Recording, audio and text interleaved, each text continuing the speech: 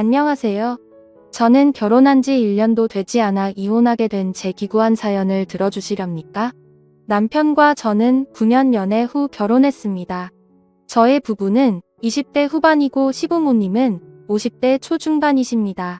서울이 고향이었던 제가 익산에 있는 한 국립대학교에 다니면서 캠퍼스 커플로 만나게 됐고, 연애 기간 동안 평범한 연인들처럼 주을 때도 싸울 때도 있었지만 결혼하고 나서는 싸우는 일 없이 행복하게 잘 살고 있었어요. 서로 맞추면서요.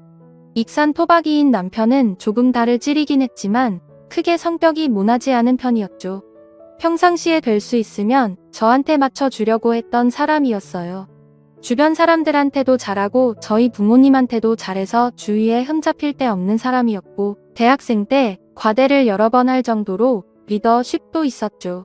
경제권도 저한테 다 넘기고 월급 받으면 꼬박꼬박 저한테 다 보내주고 용돈 받아서 썼고요.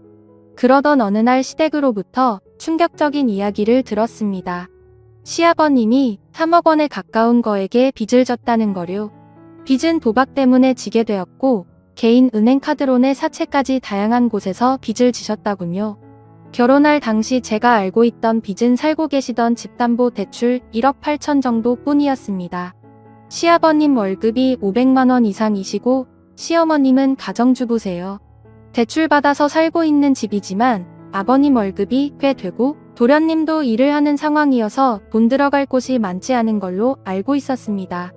그래서 어느 정도 대출금 바쁘면 서 사시다가 은퇴하시고 주택연금 받으시면서 사시면 되겠다 싶었습니다. 그래서 크게 걱정이 없었습니다. 시부모님과 관계도 좋아서 같이 좋은 곳도 다니고 그저 평범하게 살다가 노후에 아프시면 도와드려야겠다 생각했었죠. 결혼할 때 시댁에서 딱 1,000만 원 집 구하는데 도움받았습니다. 친정에서는 더 해주고 싶어 하셨지만 시댁에서 1,000만 원밖에 못 받으니 친정에서도 1,000만 원만 받았습니다. 그리고 우리끼리 모은 돈에 전세 자금 대출해서 작은 오피스텔 전세집에서 시작했어요. 시댁에서도 그저 너희 둘이 잘 살면 된다고 알아서 잘 살으라고 하셨습니다. 돈을 안 해주셔서 서운하고 그런 마음도 전혀 없었고 그저 둘이 잘 살아보자 하는 마음과 희망으로 시작했습니다. 그리고 결혼 전에 남편이랑 이야기했던 대로 저는 직장을 그만두고 하고 싶은 일을 시작했습니다. 퇴사할 때 퇴직금으로 3,000만 원 정도 받아서 경제적으로 무리될 부분은 없었습니다. 그래서 한 달에 100 정도씩 적금하고 알뜰살뜰하게 살림하면서 잘 살고 있었어요. 둘이 문제될 것 전혀 없었습니다. 그런데 3억 빚이라는 일이 터져버린 거죠. 처음에 소리 들었을 때는 그저 황당했습니다. 도박으로 빚을 3억이나 졌다는 게 어이가 없었고 시아버님을 그렇게 안 봤는데 배신감이 들더군요.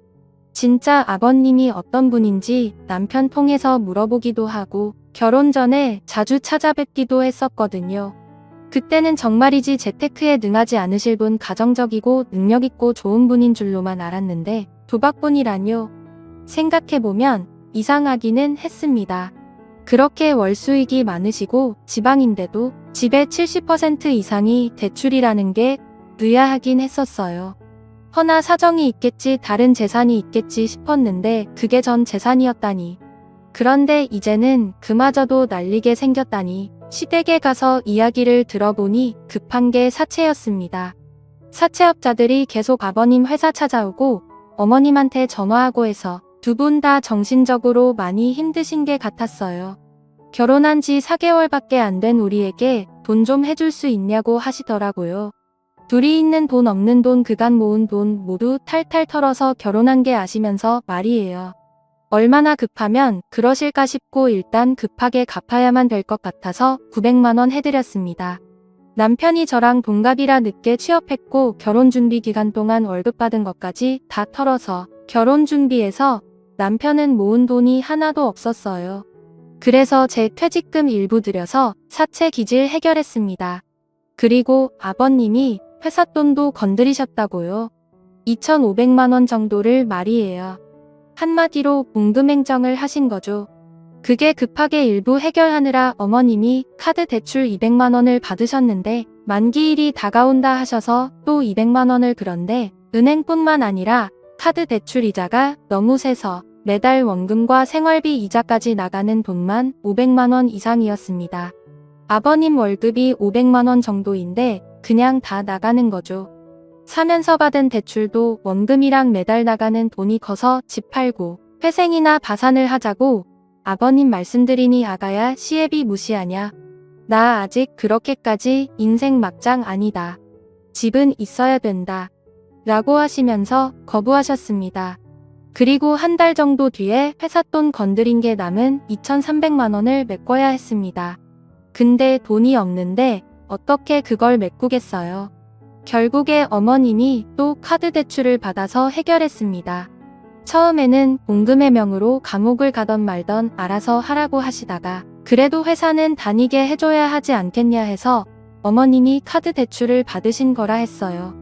그리고 또 한 달 뒤에 도저히 안 되겠는지 아버님이 회생을 알아보시더군요. 이게 아버님 회사 회장님 뒤에까지 들어가도였고 회사 돈 손댔던 사실도 도 회장님이 알게 되면서 회사에서 잘렸습니다. 회생을 해도 6천만 원 정도는 알아서 갚으셔야 된다 하시대요. 그렇게 직장에서 잘린 이후에도 정신을 못 차리시고 매일 어디를 다니시는지 매일 밤 담배 냄새에 찌들어서 돌아오셨고 어머님이도 대체 당신 어디 다녀왔냐 따져 물으시면 생활비가 필요해서 돈을 좀 벌려고 다니고 있다고 하시면서 되려 숨막히게 하지 말라며 어머님께 화를 내고 집을 뒤집어 놓으셨습니다. 그 돈은 어찌 갚으시려고 하시는 건지 답답하더라고요. 그 후 어머님은 결국 집을 파셨고 집 사면서 은행에서 받은 대출금 갚고 나니 수중에 몇천만 원만 남더라고요. 아버님이 음명했던 회사 공금 갚느라 어머님이 받았던 대출을 그 돈으로 해결하고 할머니한테 빌린 돈도 있어서 1,000만 원 갚고 복비 이사비까지 지출하고 나니까 결국에 남은 돈이 1,000만 원 정도였습니다. 아버님은 언제부턴가 집에 들어오지 않는 날이 들어오시는 날보다 많아지셨고 어느 순간부터 집에 들어오지 않으셨습니다. 어머님은 아버님 생각만 하면 지긋지긋하다고 집에 오면 바로 이혼 도장 찍으라고 할 거라고 이혼 서류까지 준비해 두시고는 칼을 가셨습니다. 그렇게 집을 팔고 도련님이 얻은 저렴한 빌라에서 도련님이 벌어오는 돈으로 어머님과 도련님 둘이서 생활하기 시작했습니다. 처음에는 같이 으쌰으쌰 해결해 나가려고 자식들이 아버님께 연락해서 계속 어디시냐고 물어도 보고 싸워도 보고 했는데 고집이 있으셔서 마음대로 하시고 도대체 뭘 하시는지 어떻게 생활하시는지 상황 돌아가는 것도 이야기 안 해주셔서 포기했습니다. 그냥 열심히 일해서 돈 벌고 있다고만 하셨어요. 이렇게 해서 어찌어찌 아버님 포기하고 도련님, 어머님만 산다고 해도 앞으로가 걱정이었습니다. 도련님도 돈 모아서 결혼해야 되는데 솔직히 상황이 이 정도면 어머님도 진작 뛰쳐나가서 일을 하셔야 하는 게 아닌가요? 자꾸 비가 오면 온몸이 뻐근하고 날이 좋아도 몸이 안 좋다고 하시면서 본인 하시고 싶은 일자리를 고르고 계시더군요. 제 생각에는 그런 거 따질 때가 아닌데 말이에요. 평상시에 요가 계속하셔서 요가 강사 자격증까지 있으시고 등산도 자주 하시고 봉사활동 같은 것도 다니셨어요. 그런 체력이면 일 못할 상태는 아니지 않나요? 저의 부부가 좀 도와드릴 수도 있지 않았냐 하실 수도 있는데 저는 결혼한 지 1년도 안 돼서 1,100만 원 해드린 상태라 더 해드리고 싶지도 않고 해드릴 수도 없는 상태였어요. 저의 부모님한테 죄송하고 아이 계획도 있어서 신혼집도 빌라로 옮길 생각이라서 돈을 보태야 했거든요. 부모님한테도 보태드린 돈 시부모님한테 더 해드리고 싶지 않았습니다. 남편도 그 부분에 동의했었고 미안해했습니다. 그리고 저의 부모님은 나중에 노후 대비해서 계속 직장 다니고 계세요. 아빠는 일하면서 무거운 물건들을 드는 경우들이 많아서 뒤에서 보면 한쪽 어깨가 틀어졌어요. 어깨에서 쾌 가서 팔도 아프시고 그래도 일하고 계세요. 엄마는 사무직인데 컴퓨터를 하루 종일 보고 있으니까 눈도 건조하고 노안 때문에 숫자도 잘 안 보이고 야근도 하시고 힘들게 일하세요. 자식들한테 피해주기 싫다고 하시면서요. 이런 부모님을 보면서 일상생활 잘하시는 어머님이 건강 때문에 일을 하는 게 망설여진다는 게 저는 도무지 이해가 되지 않을 따름이었습니다. 그래서 단돈씩 20만 원이라도 경제적 지원해드리고 싶지 않았어요. 벌써부터 해드리면 나중에 더 의지할 것 같더라고요.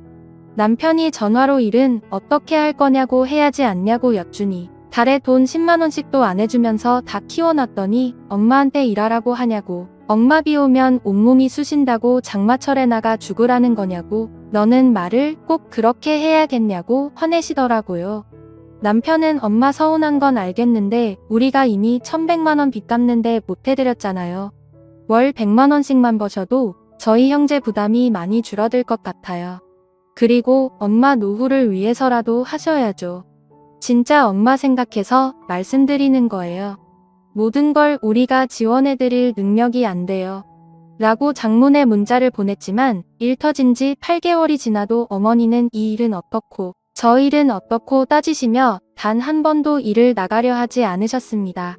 제가 저희 외삼촌 식당에서 카운터 보는 게 나도 하시는 게 어떻겠냐고 말씀드린 적이 있었는데 어디 CM 일을 그런 식당 아줌마를 만들려고 하는 거냐고 성을 내시더라고요. 그러면서 저보고 다시 일을 시작하라고 새파람개 젊은 애가 남편이 벌어오는 돈만 쓰고 집에서 놀기만 한다고 하시대요.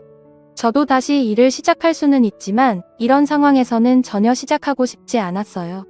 제가 일 시작하면 분명히 지원해 줄게 기대하실 거고 안 해드리면 더 서운해하실 게 뻔했거든요. 안녕하세요.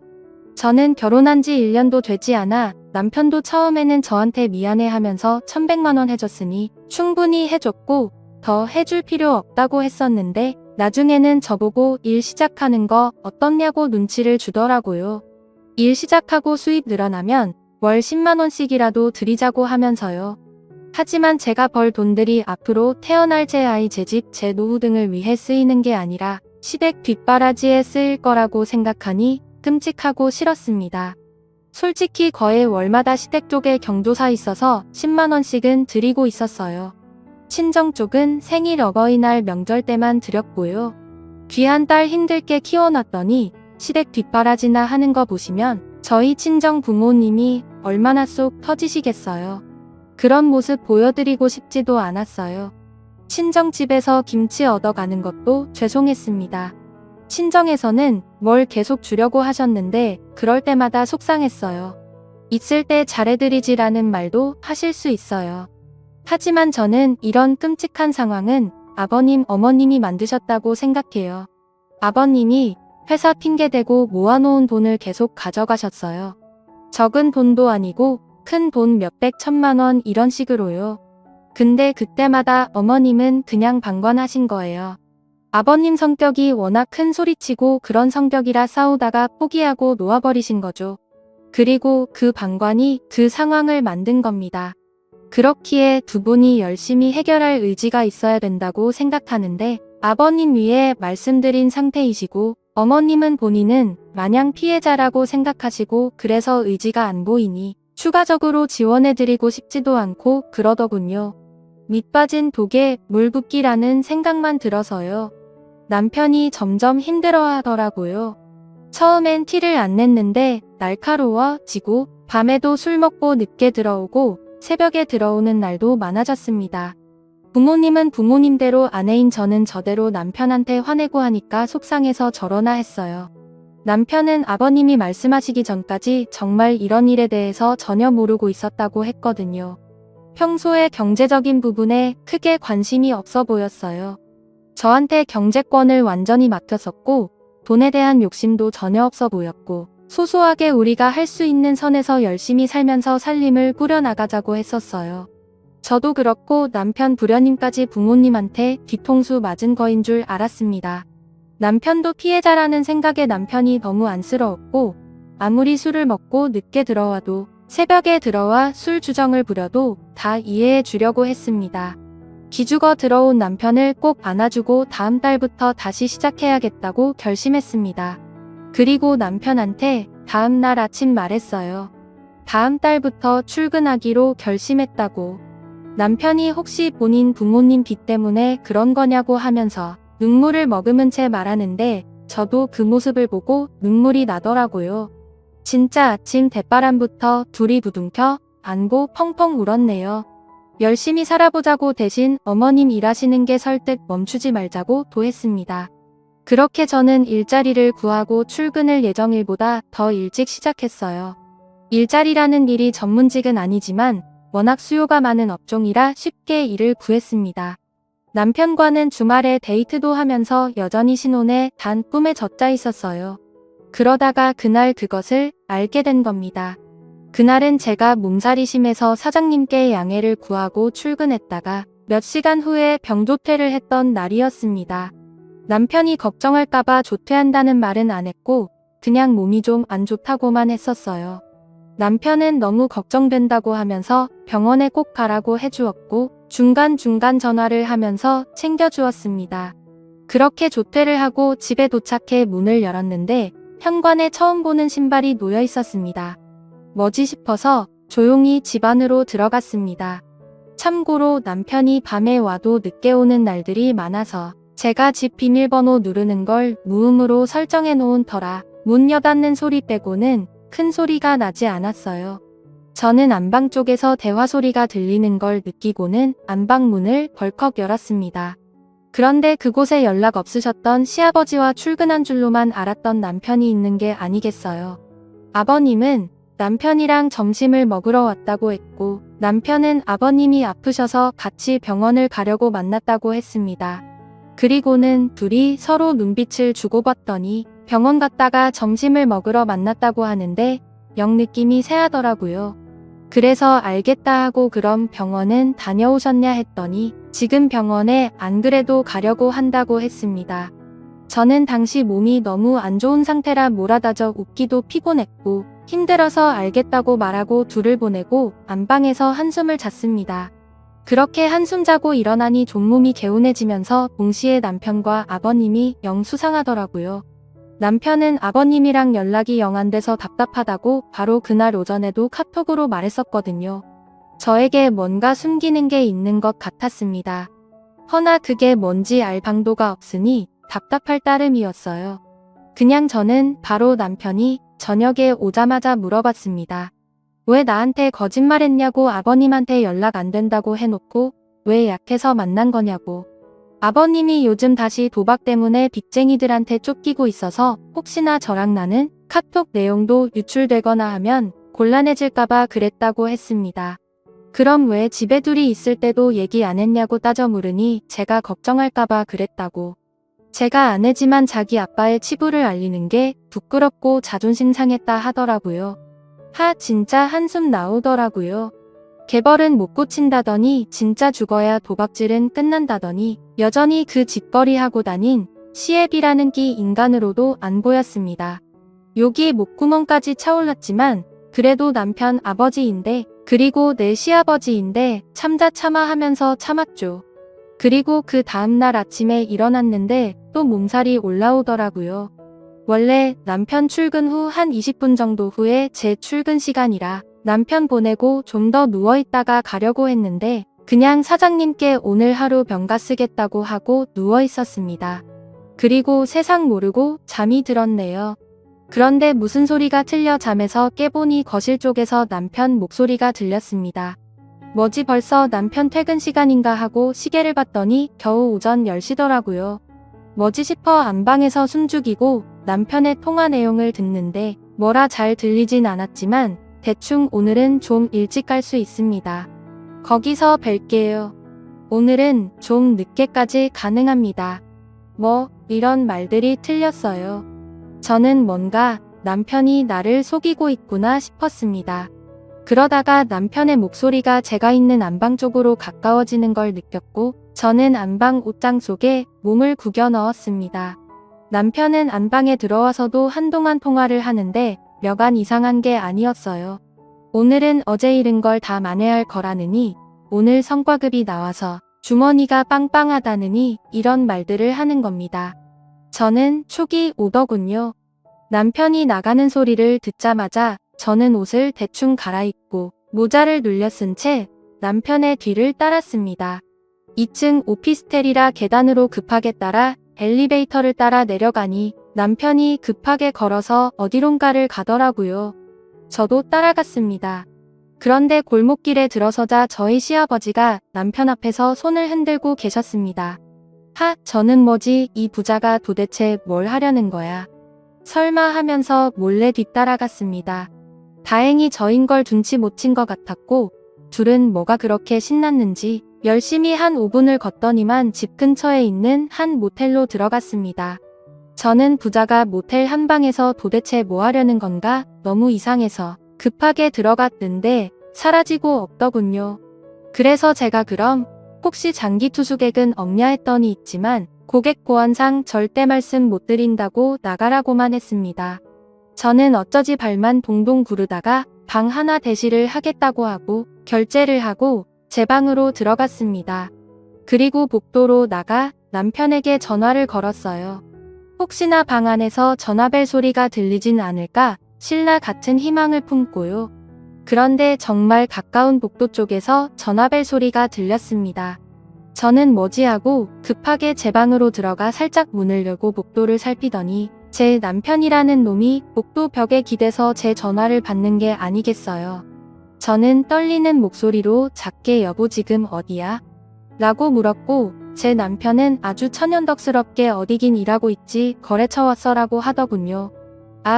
오늘 일찍 와같이 저녁 먹고 싶어라고 하자 어쩌지 거래처 부장님이 오늘 술 한잔 하자고 하시네.